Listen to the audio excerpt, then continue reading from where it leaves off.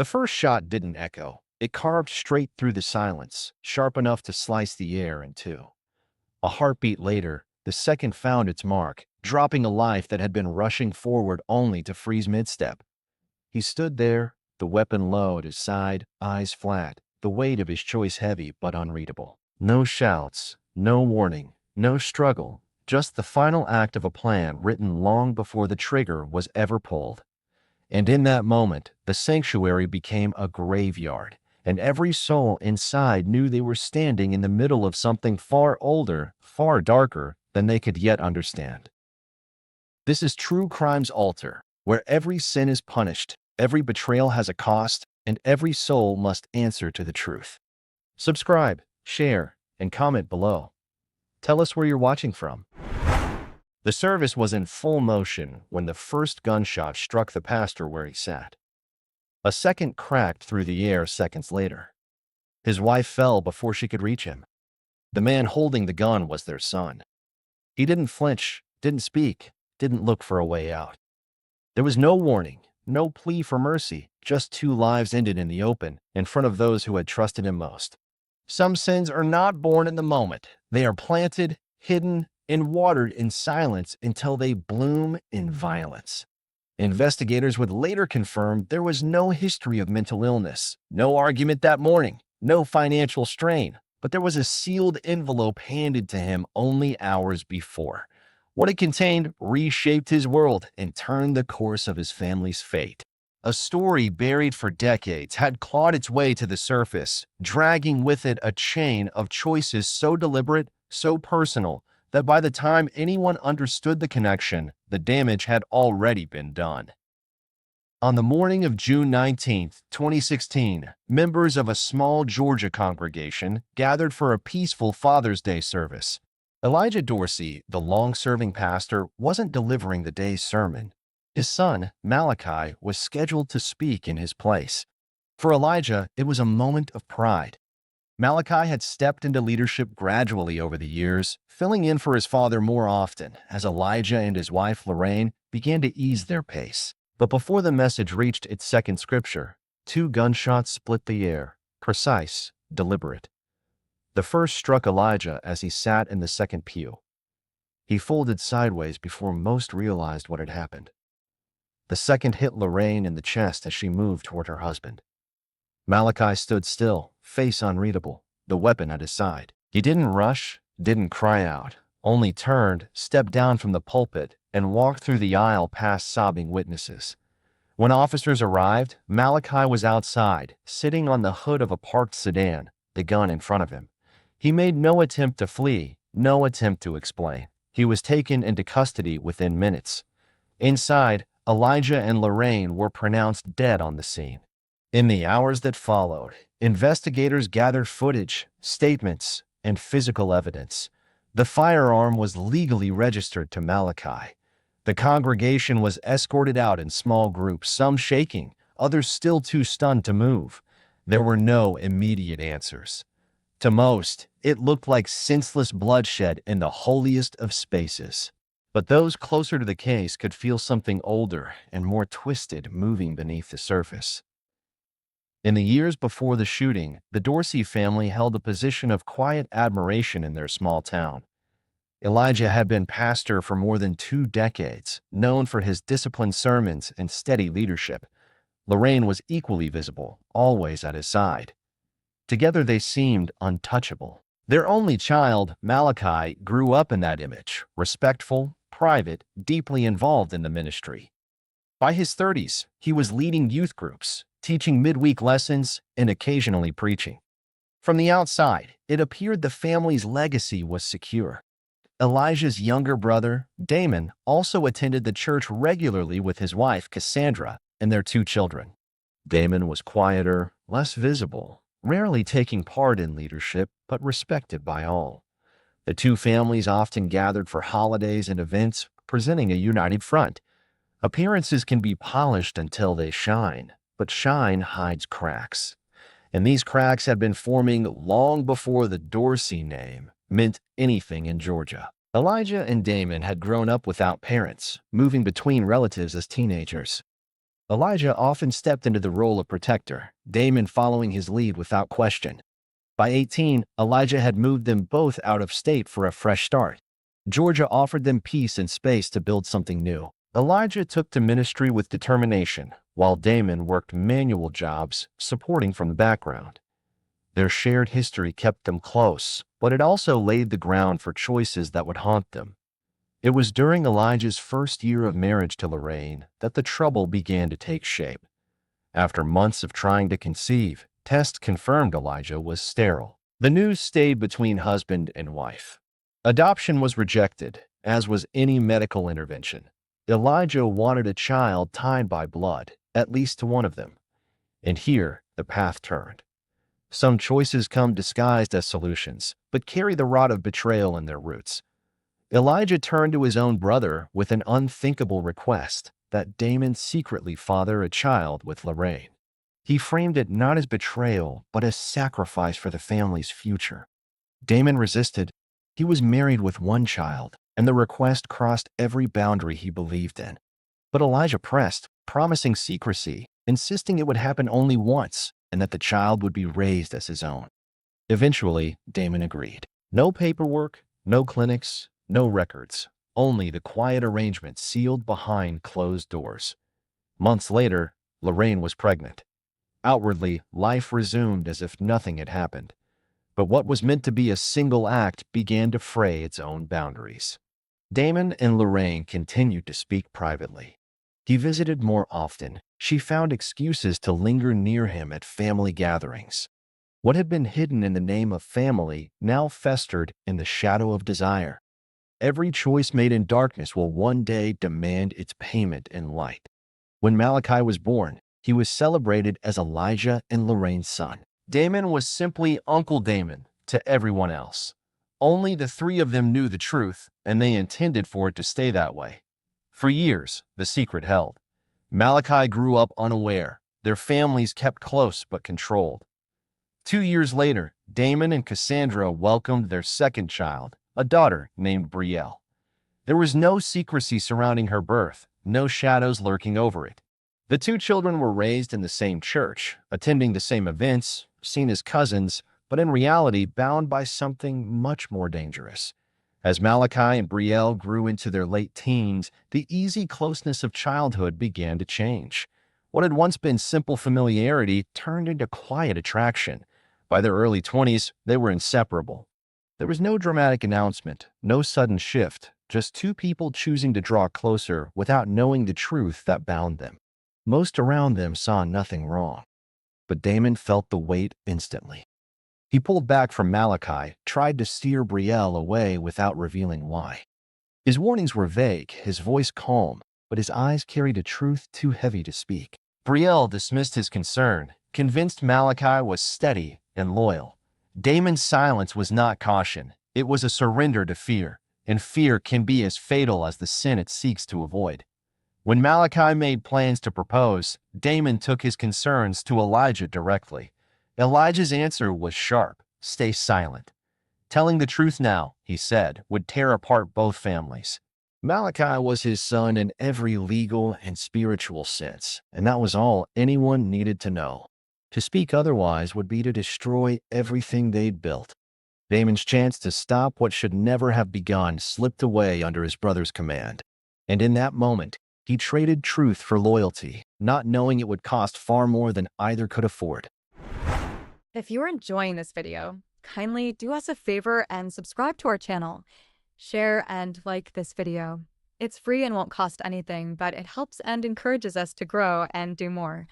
Thank you for your kindness, and back to the video. The wedding came the following spring, a modest ceremony inside the same church where they'd been raised. Elijah officiated. Lorraine oversaw the arrangements. Cassandra cried through the vows. Damon stood still among the guests, clapping when prompted, keeping the truth sealed behind his teeth. Silence can dress itself as love, but its true face is complicity. Less than a year later, Malachi and Brielle welcomed a daughter they named Zariah. Her arrival brought joy to the church, but early signs hinted at trouble. She struggled to meet basic milestones, missed eye contact, and showed irregular muscle tone. Doctors couldn't pinpoint a cause, but confirmed a developmental disorder. Genetic tests gave no clear answer. Malachi threw himself into therapy schedules and home adjustments, determined to make things work. Brielle withdrew, her presence at church fading. Outsiders saw the toll of parenting a child with special needs, but for Damon, the sight of his granddaughter's struggle reopened every wound he had tried to bury. The truth he had carried for decades no longer felt like a burden. It felt like a blade at his own throat. Secrets rot in silence, but when they break open, they cut through more than the guilty. Damon called Elijah and Lorraine to their home for a private meeting. He spoke plainly, saying he could no longer bear the weight. He believed the truth needed to be told, especially to Malachi and Brielle. He confessed his role, acknowledged the cost, and said their granddaughter's condition had convinced him it was time. Elijah and Lorraine listened, but what passed between them in that room never made it into official records. Less than a week later, Damon collapsed at home. At the hospital, the diagnosis was labeled as food-related illness, but his condition deteriorated rapidly. He survived the initial episode, but was kept heavily sedated for days. No toxicology report was filed. The attending physician had been a lifelong family friend and godson to Elijah. Nothing about Damon's case was escalated or questioned. To harm family in order to guard a lie is to chain your soul to its own grave. After the shooting, investigators revisited the incident, finding inconsistencies in Damon's treatment and hearing accounts of his fear in the days before his collapse. While no proof tied Elijah directly, the timing was undeniable. From his hospital bed, Damon asked Cassandra to bring him a sealed envelope from their bedroom dresser.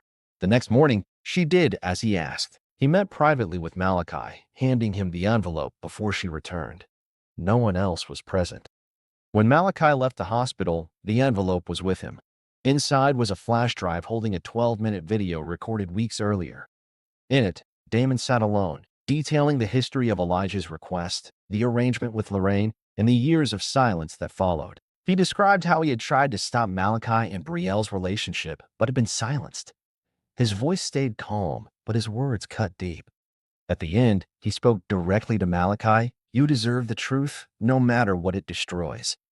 Truth is not always a gift. It can be a fire that burns down everything it touches.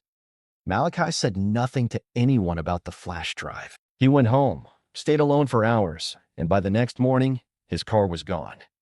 Brielle assumed he was running errands for the upcoming Father's Day service where he was set to preach.